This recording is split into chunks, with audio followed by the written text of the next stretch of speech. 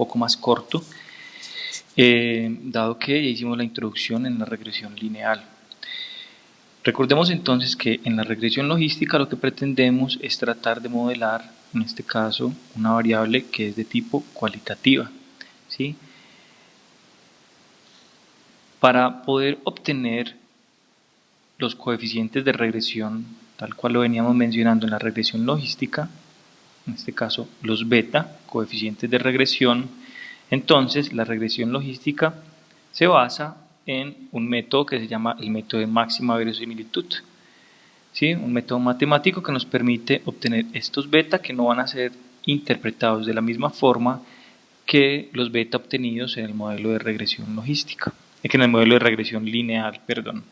En el modelo de regresión lineal, porque en el modelo de regresión lineal vamos a interpretar los beta en los valores absolutos, ¿sí? Y en el modelo de regresión logística, estos beta los vamos a interpretar solamente de acuerdo al signo. Si tiene un signo negativo, diremos que disminuyen la probabilidad de ocurrencia del evento. Si tiene un signo positivo, diremos que aumentan la probabilidad de ocurrencia del evento. ¿De cuál evento? De el evento cualitativo. Entonces, esta variable cualitativa, variable dependiente, la intentamos describir o intentamos predecirla a partir de una serie de covariables que pueden ser de tipo cualitativo o pueden ser de tipo cuantitativo, ¿sí? Entonces, podríamos tener variables cuantitativas, cualitativas, todas en el modelo de regresión lineal. Recuerden que esto sería múltiple. Si fuera un modelo de regresión simple, simplemente tendríamos estas dos variables, una sola variable independiente. Este modelo es muy utilizado en salud, dado que usualmente tenemos eventos en salud, como por ejemplo, si quisiéramos conocer cuáles son los factores que me ayudan a explicar la muerte, ¿sí? El egreso como muerto de una UCI, el egreso como vivo. Si quisiéramos saber la probabilidad de infección con coronavirus,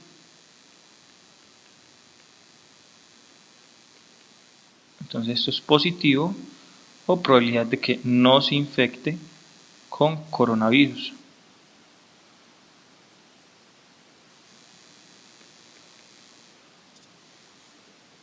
¿Sí? Entonces, asumamos que estamos trabajando con este coronavirus, ¿sí? Que estamos haciendo una modelación con coronavirus para positivo y negativo. Recuerden que esto debe tener una codificación y vamos a tener siempre como 1 a la variable evento y como 0 a la categoría evento y como 0 a la categoría de referencia. Lo mismo va a suceder con las variables cualitativas dicotómicas o politómicas. Supongamos que intentamos explicar o predecir la infección por coronavirus de acuerdo a unas variables como por ejemplo la edad,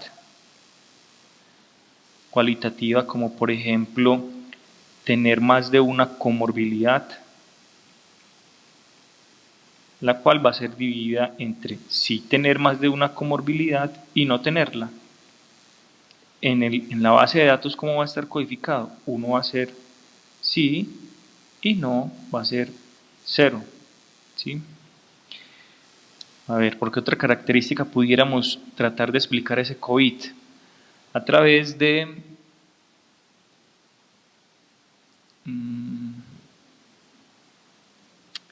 a ver, hace poco leí un artículo al respecto sobre este COVID y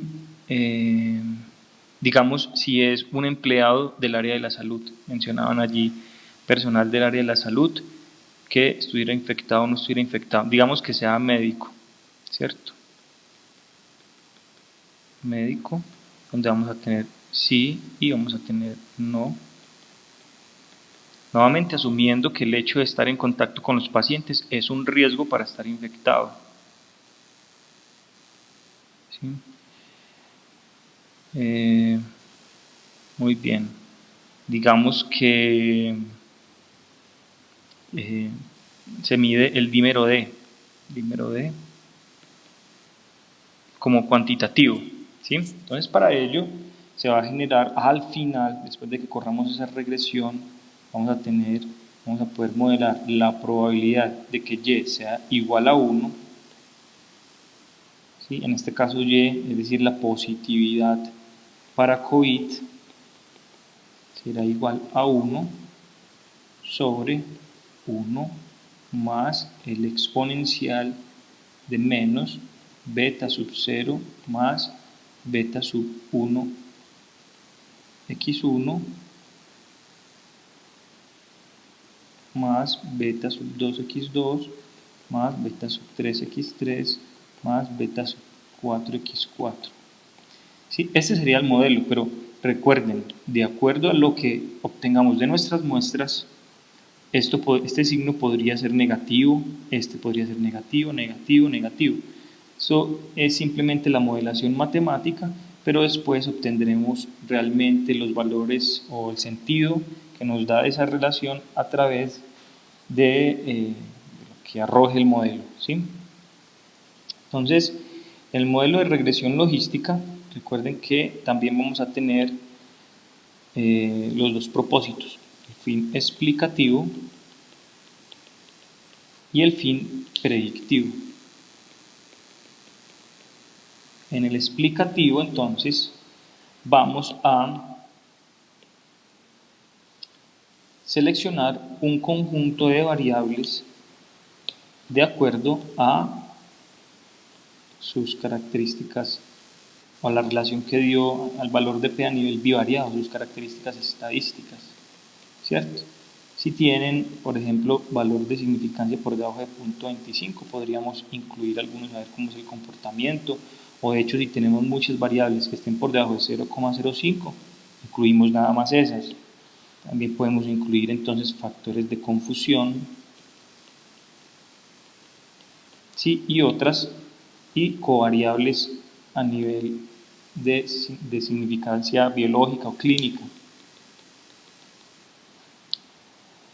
Para correr el modelo, recuerden entonces que el método de retención de variables que se va a utilizar es intro o enter. No lo van a modificar para que queden todas. Para que al final podamos tener algo como esto, ¿sí?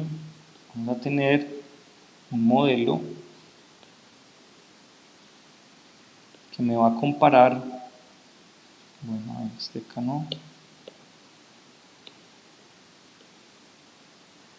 acá, donde vamos a tener un OR crudo con el respectivo intervalo de confianza y un OR ajustado con el respectivo intervalo de confianza del 95%.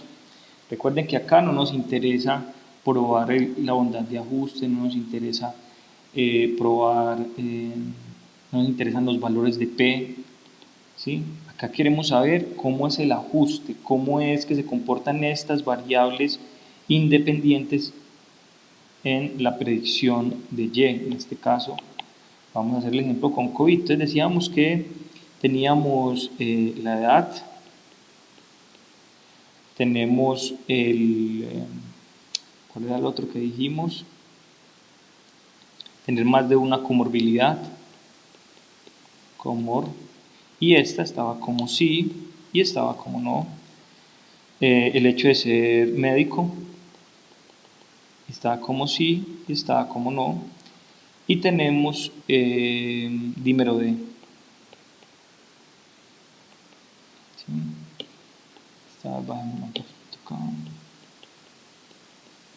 Entonces, originalmente vamos a tener unos OR, donde supongamos que esta AD se comporta como 2,8 con el respectivo intervalo de confianza, digamos que es de 1,5 a 4, por decir algo, ¿sí? En las variables cuantitativas no tenemos una categoría de referencia, ¿sí? Sino que en las cuantitativas uno está contrastando el hecho de aumentar la edad, me aumenta o me disminuye la probabilidad de ocurrencia del evento. Si tenemos un OR por encima de 1, entonces me aumentará esa probabilidad. Lo mismo va a suceder con el dímero D. En el caso de las variables cualitativas, entonces como dijimos que los que son en este caso, no tienen más de una comorbilidad, sino que tienen quizás una comorbilidad o no tienen ninguna comorbilidad, es la categoría de referencia. Entonces, esto acá va a llevar un 1. Los resultados que nos arroja el análisis bivariado y el análisis multivariado, entonces se van a referir a la categoría de riesgo, es decir, que se van a referir a este de acá. Y SOR, asumiendo que estuvimos bien ubicados a nivel de la literatura. Ay, ¿qué pasó acá? Bueno, parece que se borró. Voy a tocar acá hacerlo de nuevo.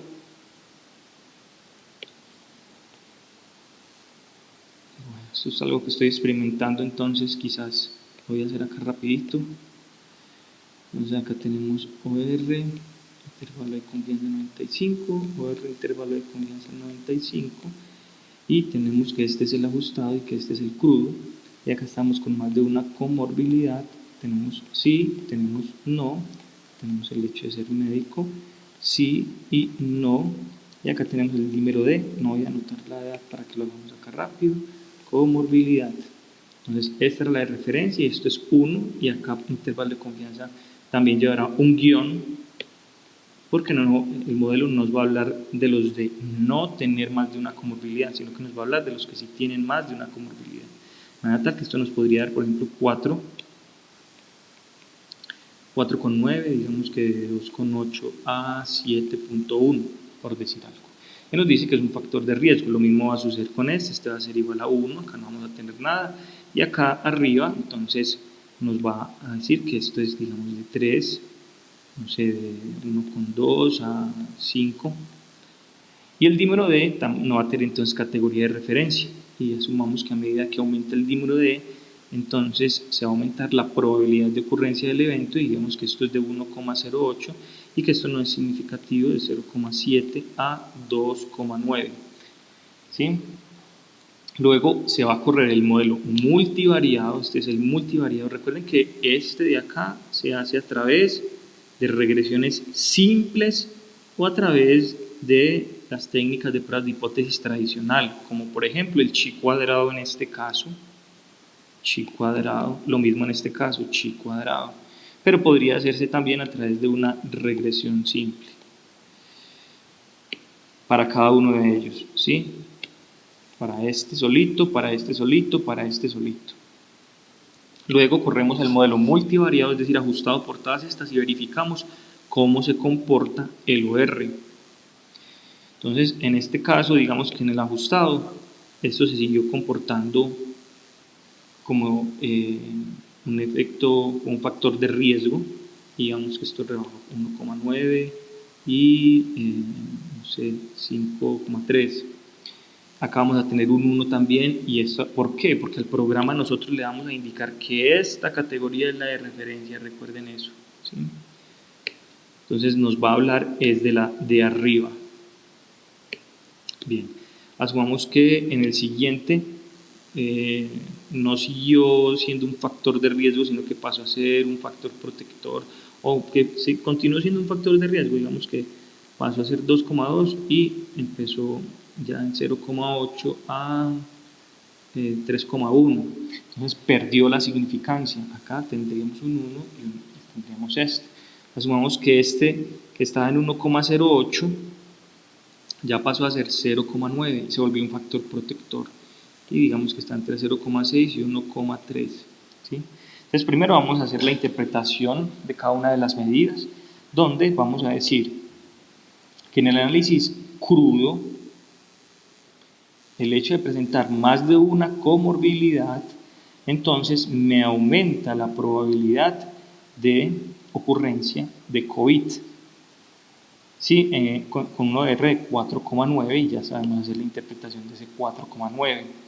¿Con respecto a quiénes? A los que no tienen más de una comorbilidad. Y ahí, en este caso, estamos hablando de este 4,9, de manera tal que no estamos hablando de manera ajustada.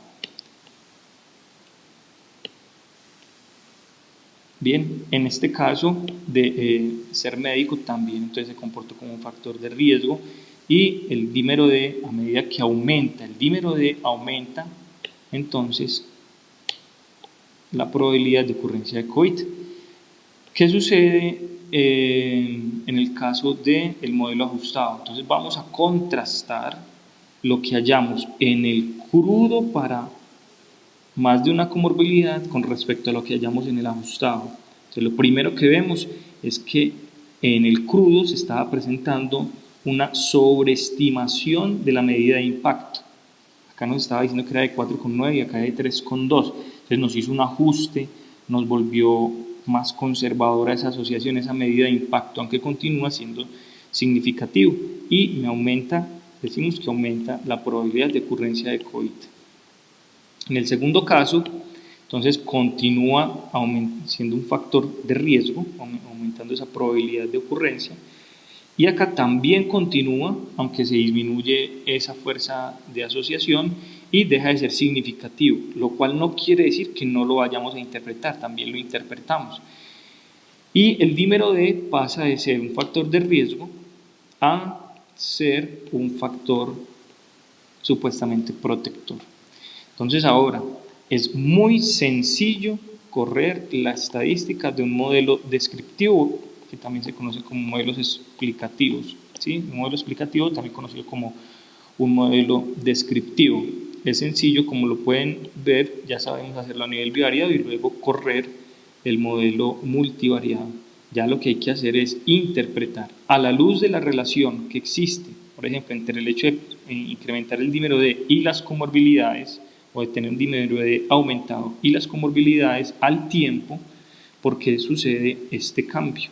¿Sí? ¿Por qué se presenta, por ejemplo, este cambio? ¿Sí? Pasar de esto a esto, ¿sí? O de esto a esto, o será que nos están faltando variables para explicar mejor ese fenómeno. Entonces, esto se corre de una manera muy sencilla, pero este modelo va a ser muy rico en la discusión. Y acá viene y entra nuevamente el estado del arte y la interpretación que ustedes le den a estas relaciones. Bien, eso para el modelo explicativo. Para el modelo predictivo, entonces, tenemos que allí sí vamos a utilizar un método automatizado de retención, automatizado, ¿sí? Hacia adelante o hacia atrás, para dejar en el modelo aquellas variables que sí tengan verdaderamente significancia estadística. Necesitamos unas que estén fuertemente correlacionadas o asociadas con el evento de desenlace para que tengamos un buen modelo predictor.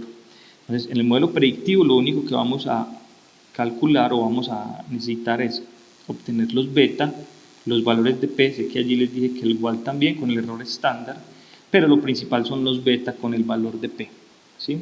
Entonces, si en el modelo predictivo solamente nos salió el hecho de tener más de una comorbilidad, y en este caso estaríamos hablando de sí tener más de una comorbilidad, ¿sí? Sí.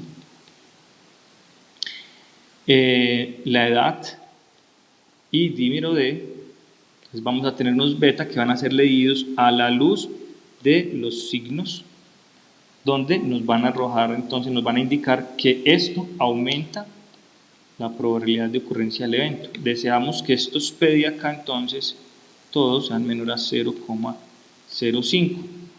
¿sí? Estos beta son los que finalmente vamos a llevar a la ecuación de la regresión logística.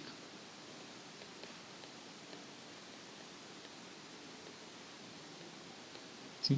Vamos a tener, recuerden que este corresponde a la constante, el modelo en todo caso nos va a arrojar una constante, un coeficiente de regresión para esa constante. A diferencia del modelo explicativo, entonces aquí lo que nos interesa es determinar que este modelo tenga una buena capacidad predictiva.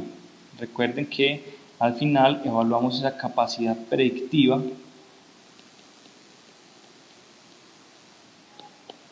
a través de una tabla de clasificación